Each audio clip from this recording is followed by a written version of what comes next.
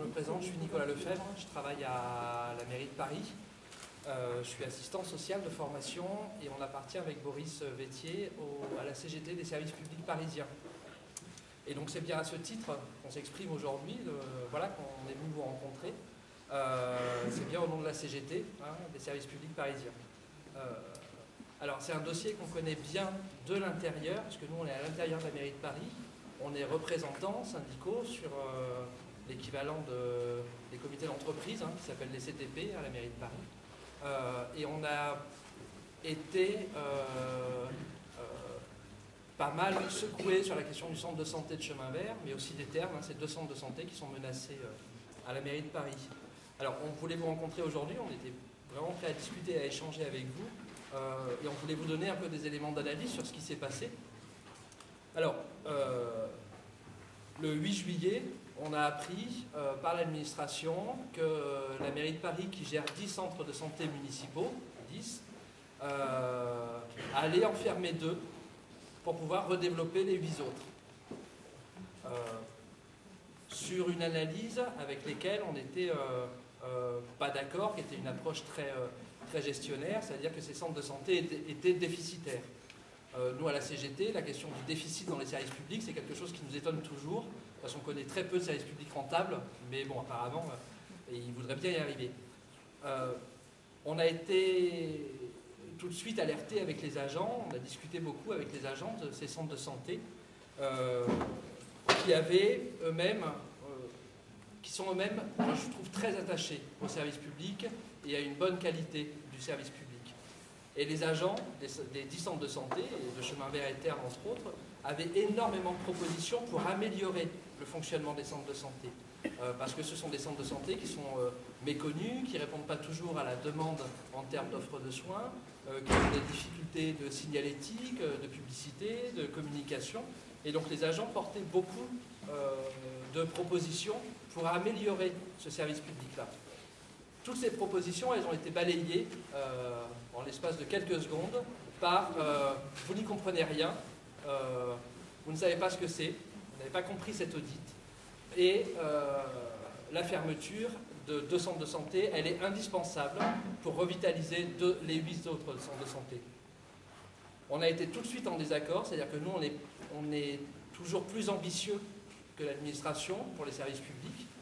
C'est-à-dire que nous, on n'est pas d'accord avec le fait qu'il faille déshabiller Pierre pour habiller Paul, qu'il faille sacrifier 2 centres de santé pour en développer un peu 8 autres. Je pense qu'il y a un véritable problème de moyens et d'ambition pour ces services-là. Je passerai après la parole à Boris, qui travaille en centre de santé, qui vous expliquera un peu plus concrètement comment ça se passe.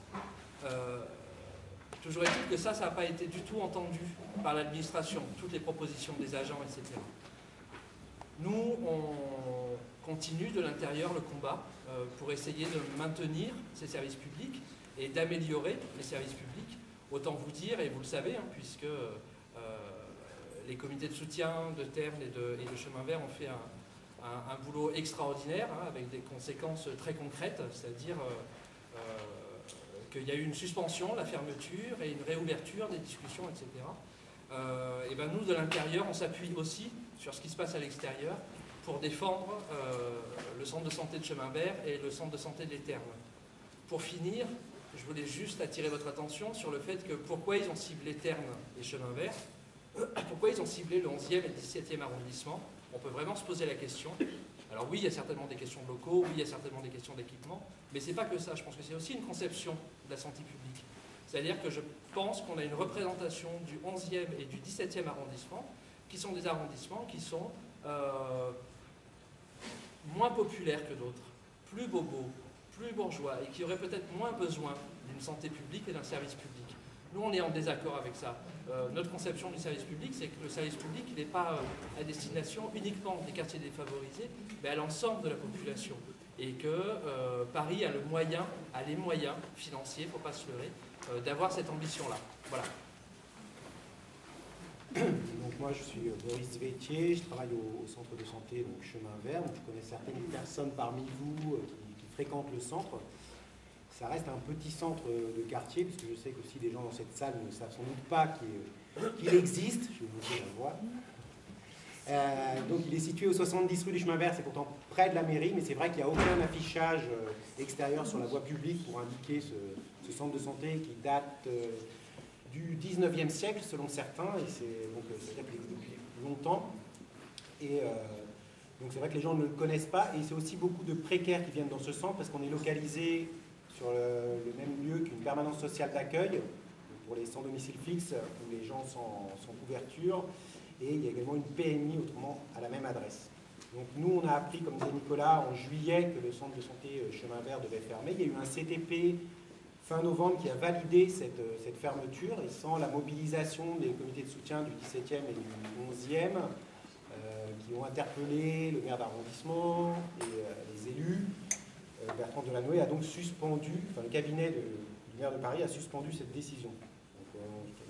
J'insiste sur le mot suspendu, c'est-à-dire que pour l'instant, on est dans l'attente et on ne sait pas ce que vont devenir les deux centres de santé, aussi bien dans le 17e que dans le 11e.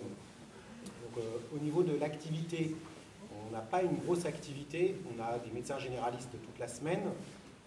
En spécialistes, c'est très réduit, puisque maintenant nous n'avons plus que 2 spécialistes, et on a également du dentaire.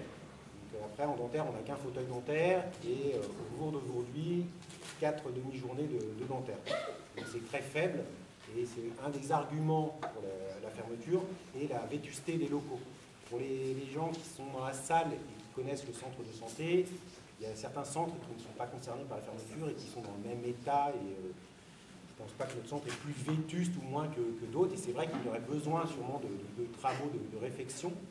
Il y a eu des travaux d'électricité l'été dernier pour une mise aux normes, et après, c'est vrai que si au niveau des élus ou de l'administration, il y avait encore plus d'investissement, les locaux pourraient être tout à fait corrects et avoir plus de patientèle. Sinon, je voulais dire, les usagers, c'est des créneaux assez restreints.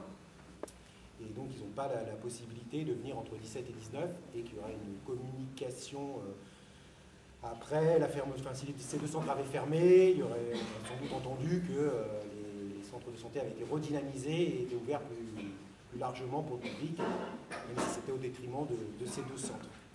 Donc là, actuellement, il y a un programme de groupe de travail qui a été mis en place avec les élus, où on est conviés, nous, les organisations syndicales de la DAZES, mais également les comités de soutien, aussi bien du 11e et du 17e, et pour être entendus. Et bon, après, il faudra voir ce qui va s'en dégager, sachant que la personne qui préside et anime ce programme est la même personne qui siégeait et présidait le CTP de la DAZES. Voilà. Donc après...